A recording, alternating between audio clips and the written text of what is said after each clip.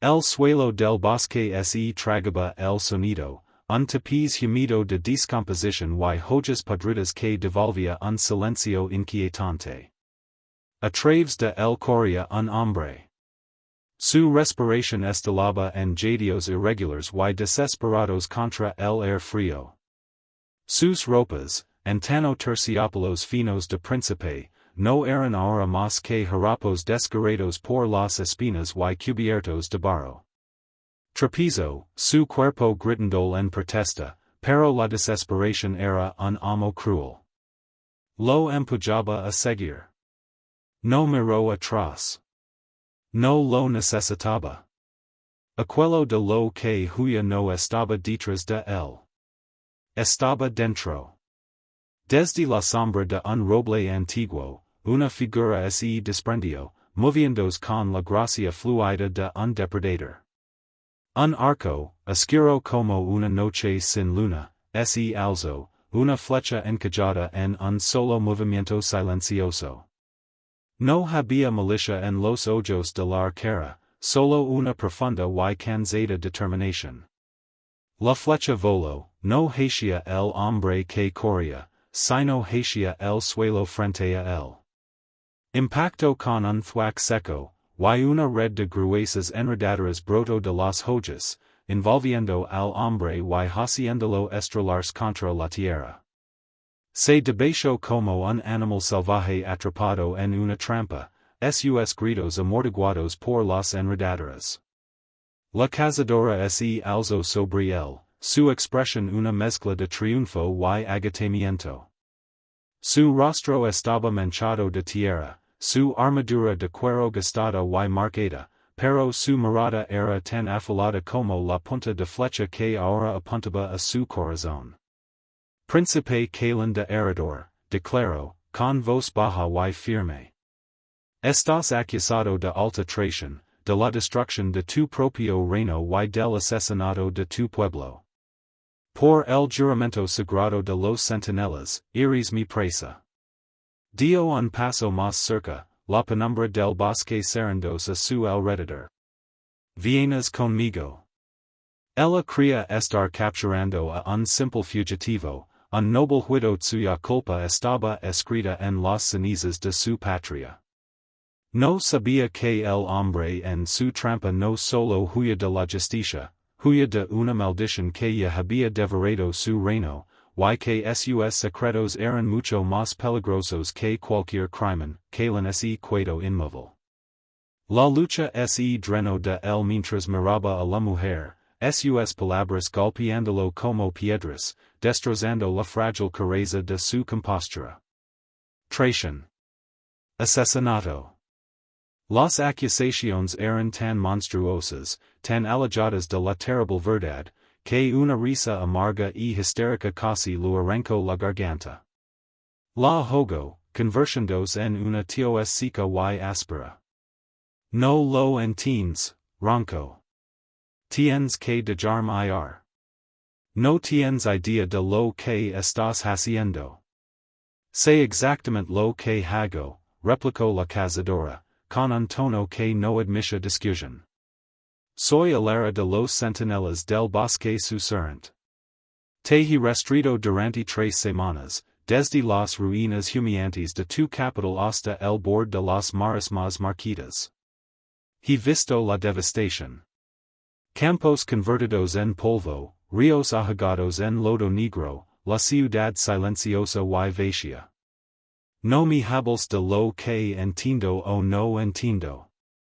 Se movió con precisión metódica, asegurando la red con una serie de nudos complejos que él jamás cenaría deshacer. Sus manos eran diestras y seguras, las manos de una mujer que conoce la naturaleza y sus crueldades.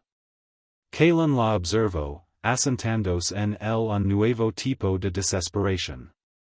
No era miedo a la captura, sino terror por lo que su captura significaba. Había estado yendo por una razón, manteniéndose en lugares desolados para mantener a personas como ella a salvo. No fui yo, dijo, sintiendo que las palabras sonaban patéticas incluso para sí mismo. Algo ocurrió. Una plaga. He oído los rumores, dijo Hilera, con desprecio en la voz al mirarlo por fin a los ojos. Una plaga mágica. Una maldición de dioses olvidados. Historias convenientes de un príncipe que perdió su reino en una guerra insensata y lo quemó antes de rendirse. El Consejo de Vindicadores ha emitido la orden. Mi juramento me ata. Serás llevado a la ciudad neutral de Silverwood para ser juzgado. Cada palabra retorcia el cuchillo de su propio fracaso. Había fallado a su pueblo. Había fallado en contener el horror que ahora vivía en él. Y ahora estaba fallando en convencer a su captora de la verdad. Podía sentirlo, una sensación fría y reptante que comenzaba en las yemas de sus dedos. Un frío que no tenía nada que ver con el aire. Por favor, suplicó, con la voz quebrada. Tienes que escucharme.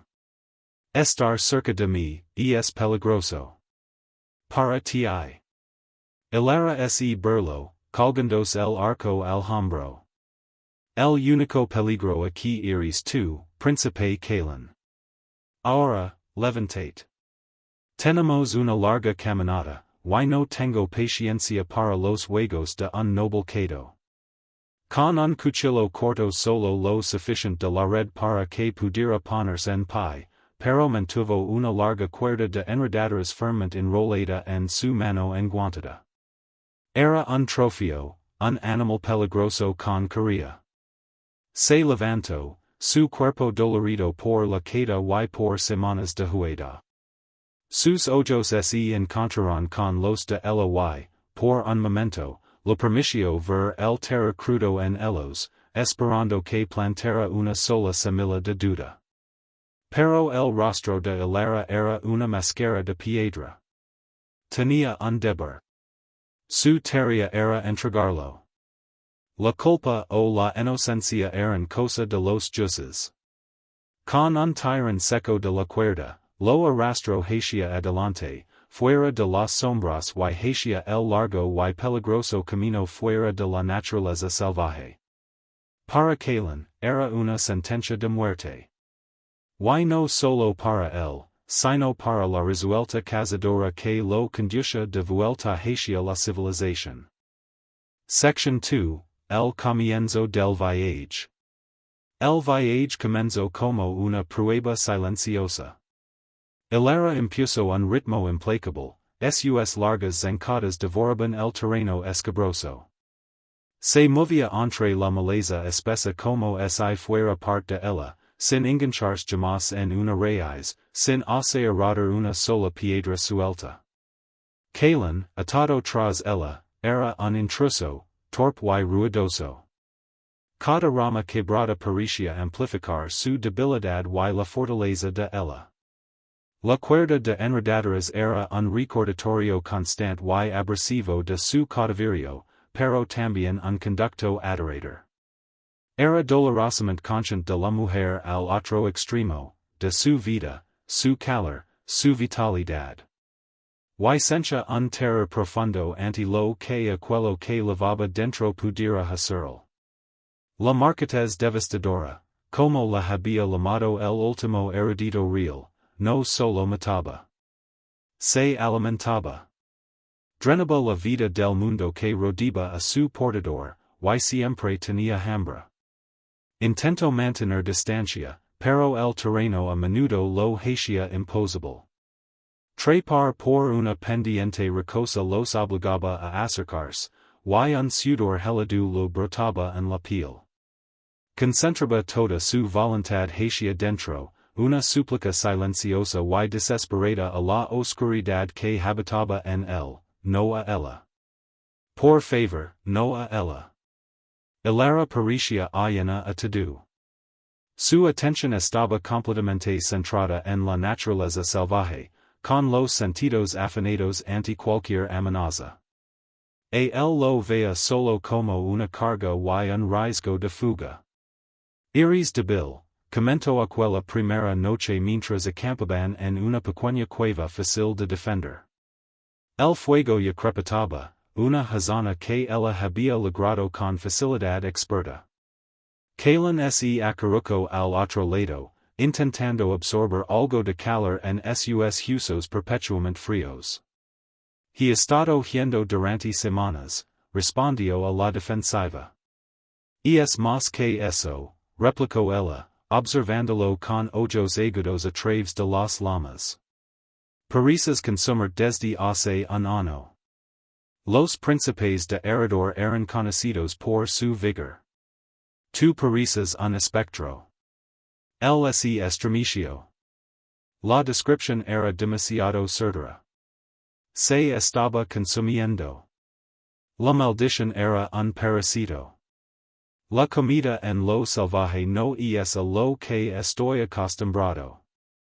Los labios de Hilara se afinaron en una línea de desaprobación. Excusas.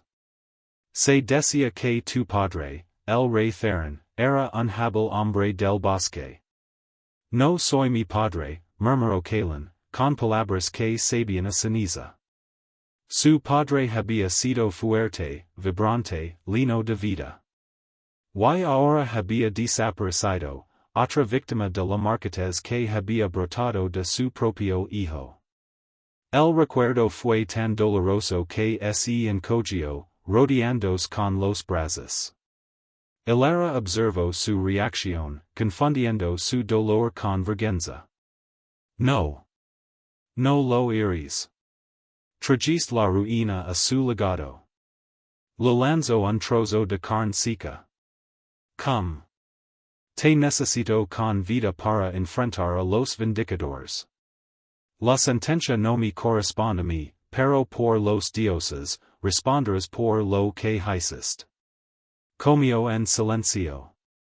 Su mirada volvía una y otra vez hacia ella, sentada erguida y alerta mientras limpiaba sus flechas. Vivía según un código que definía su mundo en un blanco y negro absolutos. Él era el negro. Ella, el blanco.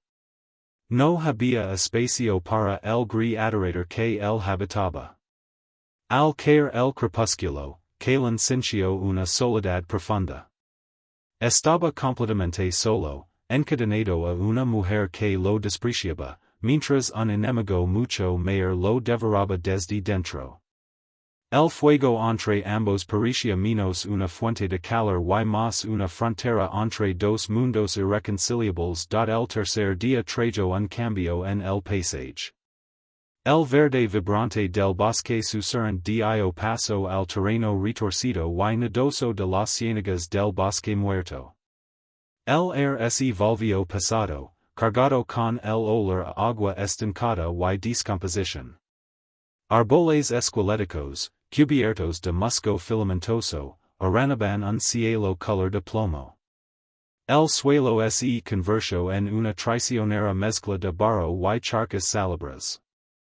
Fue allí donde Hilara notó por primera vez que algo estaba realmente mal. Como centinela, la salud del mundo natural era un lenguaje que conocía íntimamente. Percibió los señales sutiles. Todo comenzó con los insectos. Las ciénagas deberían haber estado llenas de zumbidos, pero un silencio antinatural flotaba alrededor de su camino. El agua de las pozas parecía más oscura, más muerta de lo que debería. El silencio los seguía, un círculo creciente de quietud con ellos en el centro. Ya entrada la tarde, mientras cruzaban un arroyo poco profundo, ella se detuvo.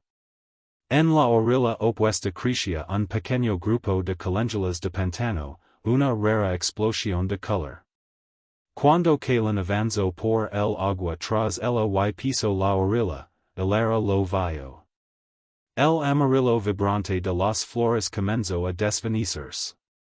Los pétalos se cerraron, tornándose de un marrón enfermizo y amortado.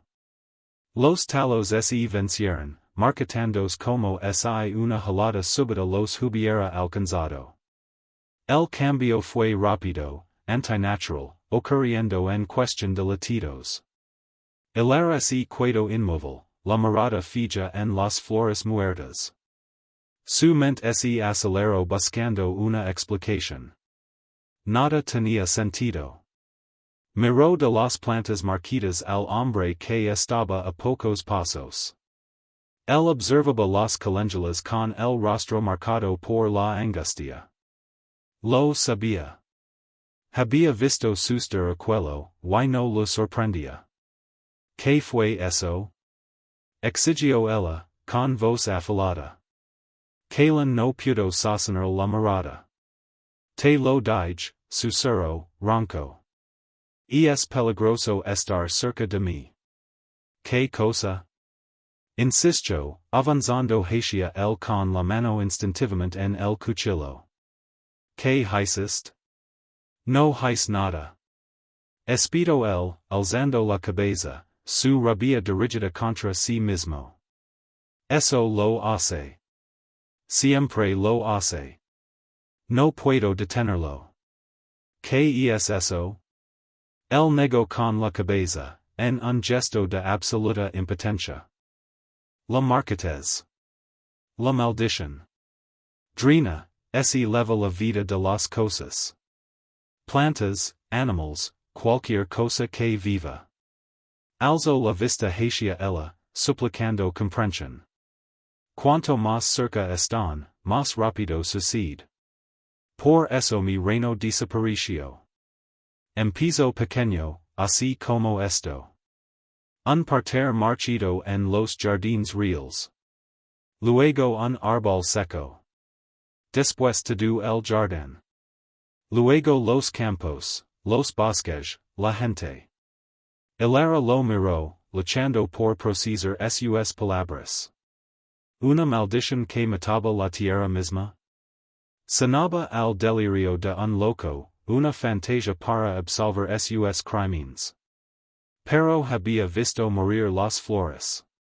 Desafiaba cada ley de la naturaleza que conocía. Su entrenamiento como centinela chocaba contra su mente racional. Las órdenes hablaban de traición, de actos tangibles. No de una plaga viviente que marketaba flores con su sola presencia. Estás mintiendo, dijo, pero la convicción en su voz flaqueaba, sonaba más a un deseo desesperado. Lo estoy. Respondió Kalen con un cansancio que calaba hasta los huesos. Sigo observando, cazadora. Sigues las señales en la naturaleza. Hazlo ahora. Has visto el principio. Verás algo mucho peor antes de que este viaje termine. Se dio la vuelta y siguió adelante, arrastrando los pies. Hilera no lo siguió de inmediato. Se arrodilló y tocó uno de los pétalos muertos. Se deshizo en un polvo fino y seco. No quedaba humedad alguna, ni rastro de vida. Un frío distinto al de la ciénaga comenzó a deslizarse en su corazón.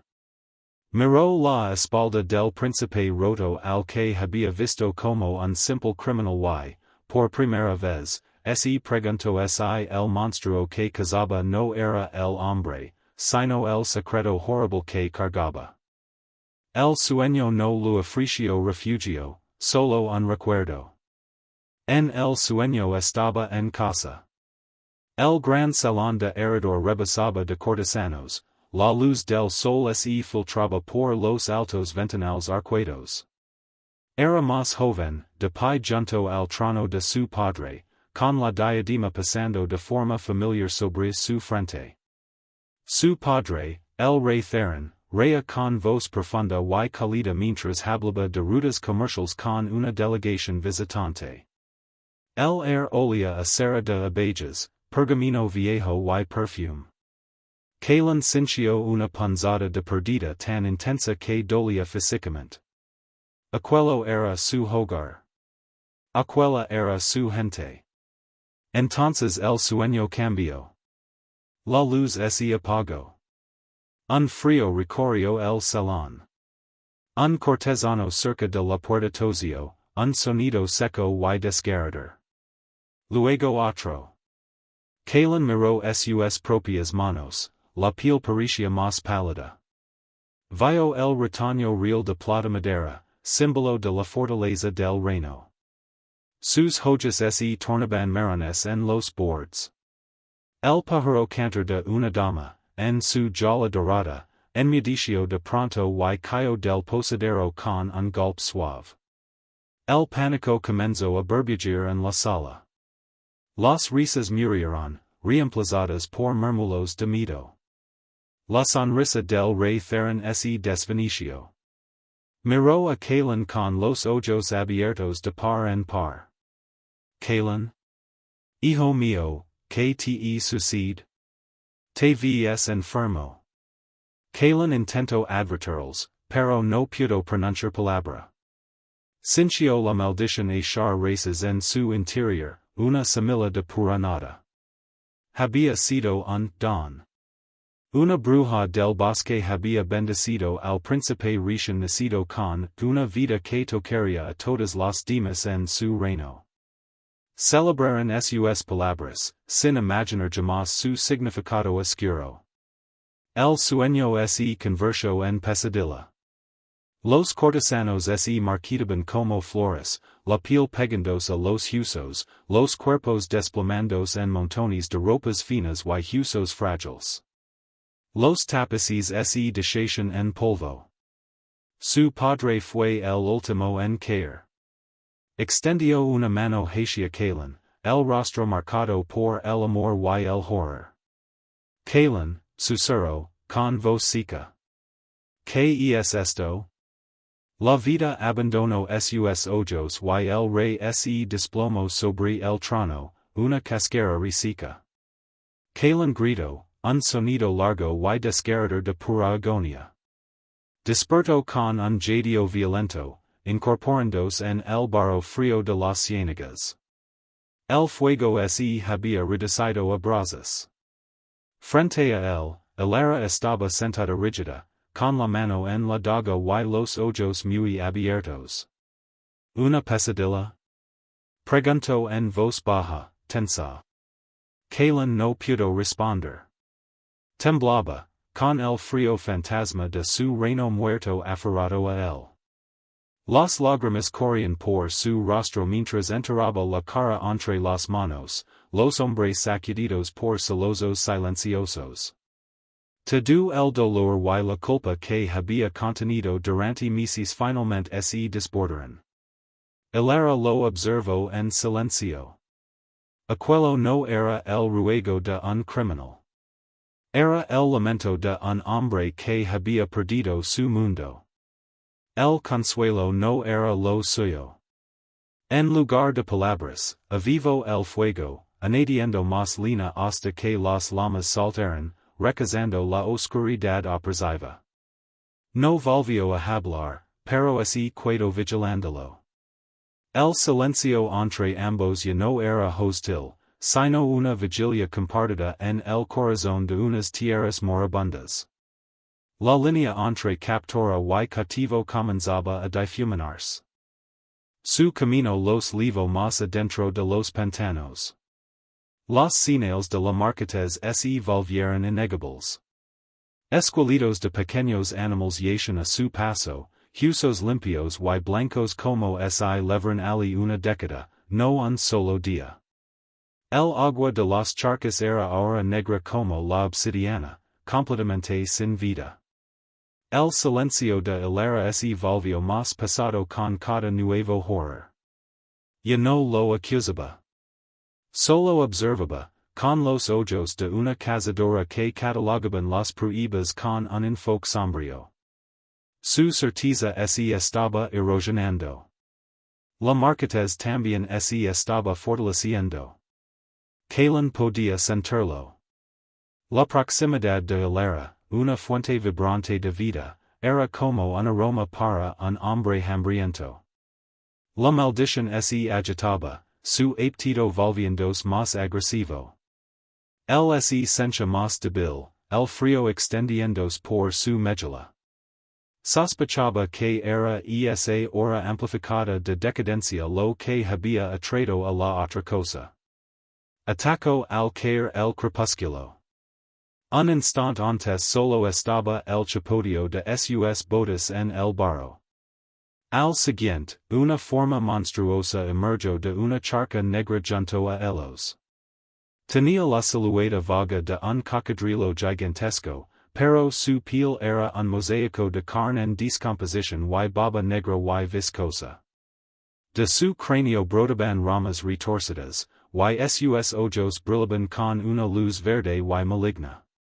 El hedor que desprendía era el de una tumba abierta. Era un eschatter del pantano, pero retorcido, corrompido, atraído por el poder concentrado de la marquetez en Callan. Las fauces de la criatura se cerraron de golpe donde Alara había estado un segundo antes. Ella se movió con una velocidad sobrecogedora, desenvainando sus dos cuchillos largos. Alejate. Lo gritó a Callan. Pero el monstruo no estaba interesado en ella. Sus ojos resplandecientes estaban fijos en Callan.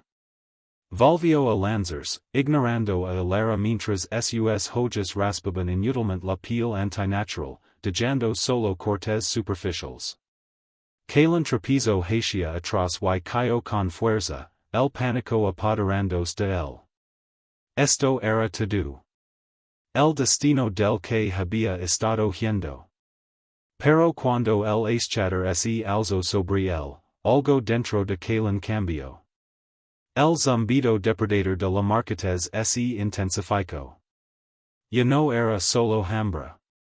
Era defensa. La maldición reconoce a un rival. Una ola de frío absoluto estalló desde Callan. El barro a su alrededor se congeló al instante. El monstruo chilló cuando la escarcha floreció sobre su hocico. Por primera vez, Callan sintió algo distinto a la debilidad. Era un poder terrible y helado, la esencia misma de la maldición, atacando para proteger a su huésped. Alara vio su oportunidad.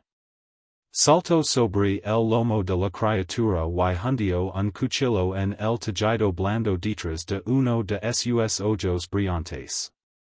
El monstruo se revolvió con furia, su cola cortando el aire y estrelándola contra un saliente rocoso. Golpeó la piedra con un crujido nauseabundo y cayó al suelo, con el brazo torcido en un ángulo imposible. Verla caer atravesó el terror de Callan y encendió una ira ardiente. Se puso de pie a trompicones y, sin pensa, extendió las manos hacia el eschatter. Se concentró en el poder helado que se enroscaba en su interior, aquello mismo que había reprimido durante meses, y empujó. Fue como abrir una compuerta. Un torrente de energía negra y negativa brotó de sus manos y se estrelló contra la bestia. El eschatter convulsionó. La luz verde de sus ojos se apagó. En segundos, el monstruo colapsó, su forma descomponiéndose rápidamente en un montón de lodo negro que se hundió en el barro. El silencio cayó, roto solo por la respiración áspera y entrecortada de Callan. Miró sus propias manos, temblando de horror por lo que acababa de hacer. Había comandado la marquetez. El poder se había sentido absoluto, embriagador y completamente vil. Sus ojos volaron hacia Alara. Ella intentaba incorporarse apoyándose en su brazo sano, el rostro pálido, los dientes apretados por el dolor. Lo miraba fijamente, su máscara estoica desaparecida, reemplazada por una expresión de absoluto asombro y comprensión naciente. El criminal que había capturado acababa de salvar la vida usando un poder que no debería existir. Las secuelas de la batalla eran un cuadro de dolor y conmoción. Callan corrió hacia Alara, presa de una preocupación desesperada. Tu brazo, dijo, con la voz temblorosa. Esta roto, afirmo ella con sequedad, sosteniendo el miembro herido. Su rostro pálido delataba la agonía. Miró su brazo y luego a Kalin, con una intensidad feroz. ¿Qué fue eso? ¿Qué hiciste? Ya no quedaban mentiras que contar. Ella lo había visto todo. Kalin cayó de rodillas junto a ella, sintiéndose vacío y frágil. Eso fue la maldición, susurró. La marquetez devastadora. No solo la leva mi reino, cazadora. Yo soy la marquetez. Entonces lo canto todo. Hablo de la bendición de la bruja del sitio en su nacimiento, un hechizo que había permanecido dormido hasta que un intento fallido de asesinato lo retorció en algo monstruoso. El veneno destinado a matarlo había despertado la maldición, una que se alimentaba de la vida para sostener la suya. Le habló de sus intentos por controlarla, de ver morir su hogar a su alrededor.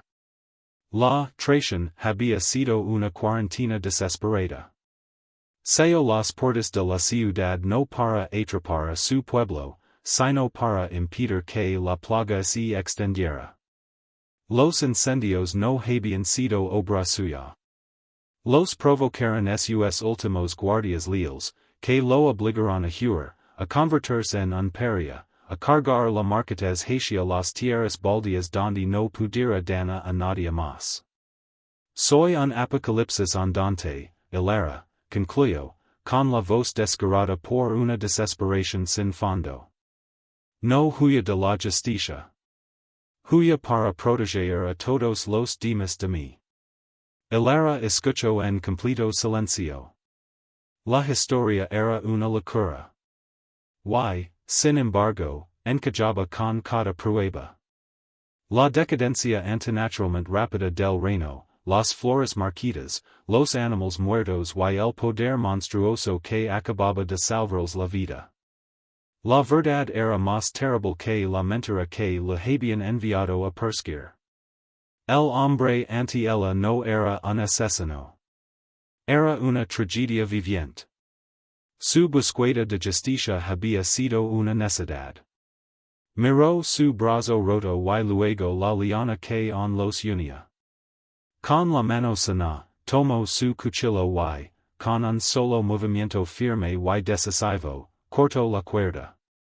Cayó en el barro entre ellos. El sonido fue tan fuerte como un trueno en el silencio de los pantanos. Mi juramento era levar ante la justicia al hombre que destruyó Eredor, dijo con voz firme. Parece que ese hombre no existe. Sostuvo la mirada atonida de Kalin, con los ojos llenos de una nueva y severa determinación. Pero esta maldición sí. Y mi juramento como centinela es proteger el mundo natural de amenazas antinaturales. Ese es el juramento que importa ahora. Hizo una mueca cuando el dolor de su brazo se intensificó. Necesitas recolocarlo. Te dire como hacerlo. Después, respiro hondo. Tus eruditos encontrarán algo? ¿Alguna esperanza de cura? Kalin miró la cuerda cortada y luego su rostro. Por primera vez en meses, alguien no lo miraba con odio, sino con una pregunta, ¿y ahora qué hacemos? El cambio era monumental. Ya no era un prisionero. Era un aliado. Había una leyenda, dijo despacio, la esperanza como una brasa frágil en la oscuridad. Un lugar llamado el templo sumergido de Silvanus. Un sitio antiguo de magia vital primordial. Mis eruditos creen que podría albergar el poder para romper la maldición.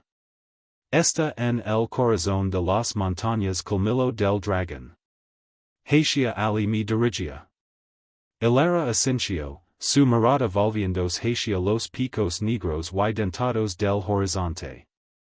Entonces allí es donde iremos. La causa de un fugitivo se ha transformado en una misión desesperada. Un príncipe cargado con un poder capaz de acabar con toda la vida y una cazadora atada a un nuevo juramento para protegerla caminan ahora el mismo sendero. Su enemigo ya no es el uno para el otro, sino la oscuridad insidiosa que late como un reloj dentro del alma misma de Kalen.